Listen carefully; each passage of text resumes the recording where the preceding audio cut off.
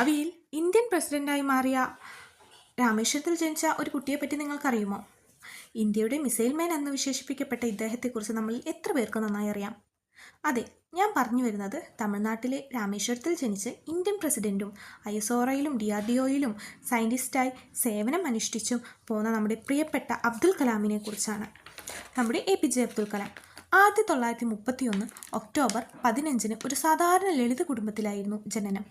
ഒരു മനോഹര കടൽത്തീര പ്രദേശമായിരുന്നു അത്. അച്ഛൻ്റെ പേര് ജൈനുൽ ആബിദീൻ. അദ്ദേഹം ഒരു ചെറിയ ബോട്ടിൻ്റെ ഉടമസ്ഥനായിരുന്നു. അമ്മയുടെ പേര് ആഷിയമ്മ, ഒരു സാധാരണ വീട്ടമ്മയായിരുന്നു. സാമ്പത്തികമായി അത്ര മുന്നോക്കാവസ്ഥയിലല്ലെങ്കിലും അദ്ദേഹത്തിൻ്റെ മാതാപിതാക്കൾ അദ്ദേഹത്തിൻ്റെ പഠനകാര്യങ്ങളിൽ കൂടുതൽ ശ്രദ്ധ ചെലുത്തിയിരുന്നു, അതിന് പ്രാധാന്യം നൽകിയിരുന്നു. മാതാപിതാക്കൾ രണ്ടുപേരും സത്യസന്ധതയിലും ദയയിലും അച്ചടക്കത്തിലും ചിട്ടയിലുമെല്ലാം വളരെയധികം പ്രാധാന്യം കൊടുത്തു പോന്നിരുന്നവരായിരുന്നു.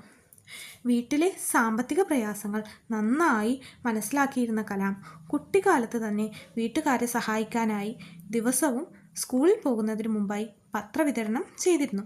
ചെറിയ രീതിയിൽ സമ്പാദിക്കുകയും ചെയ്തിരുന്നു.